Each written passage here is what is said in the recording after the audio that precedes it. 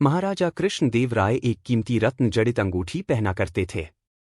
जब भी वह दरबार में उपस्थित होते तो अक्सर उनकी नज़र अपनी सुंदर अंगूठी पर जाकर टिक जाती थी। राजमहल में आने वाले मेहमानों और मंत्रीगणों से भी वह बार बार अपनी उस अंगूठी का जिक्र किया करते थे। एक बार राजा कृष्णदेव राय उदास होकर अपने सिंहासन पर बैठे थे। तभी तेनालीराम वहां आ पहुंचे। उन्होंने राजा की उदासी का कारण पूछा। तब राजा ने बताया कि उनकी पसंदीदा अंगूठी खो गई है और उन्हें पक्का शक है कि उसे उनके 12 अंगरक्षकों में से किसी एक ने चुराया है। चूंकि राजा कृष्णदेव राय का सुरक्षा घेरा इतना चुस्त होता था कि कोई चोर उचक्का या सामान्य व्यक्ति उनके नजदीक नहीं जा सकता था। तेनालीराम ने तुरंत महाराज से कहा कि मैं अंगूठी चोर को बहुत जल्द पकड़ लूंगा। यह बात सुनकर राजा कृष्णदेव राय बहुत प्रसन्न हुए। उन्होंने तुरंत अपने अंगरक्षकों को बुलवा लिया। तेनालीराम बोले, राजा की अंगूठी आप 12 अंगरक्षकों में से किसी एक ने की है, लेकिन मैं इसका पता बड़ी आसानी से लगा लूंगा।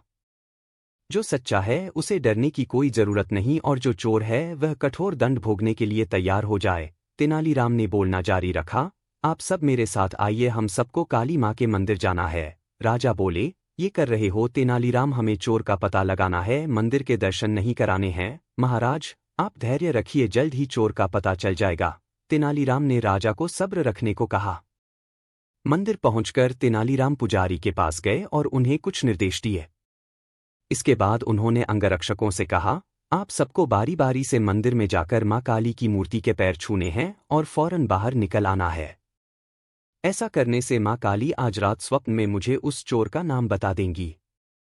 अब सारे अंगरक्षक बारी बारी से मंदिर में जाकर माता के पैर छूने लगे।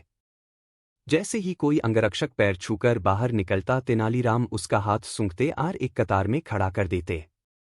कुछ ही देर में सभी अंगरक्षक एक कतार में खड़े हो गए।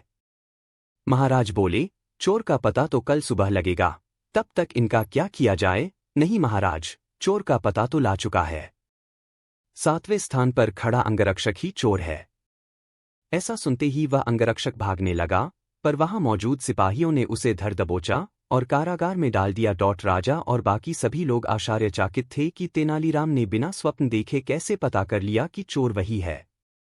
तेनालीराम सबकी जिज्ञासा शांत करते हुए बोले, मैंने पुजारी जी से कहकर काली माँ के पैरों पर तेज सुगंधित इत्र छिड़कवा दिया था, जिस कारण जिसने भी माँ के पैर छुए उसके हाथ में वही सुगंध आ गई। लेकिन जब मैंने 7वें अंगरक्षक के हाथ महके तो उनमें कोई खुशबू नहीं थी। उसने पकड़े जाने के डर से माँ काली की मूर्ति के पैर छुए ही नहीं। इसलिए यह साबित हो गया कि उसी के मन में पाप था और वही चोर है।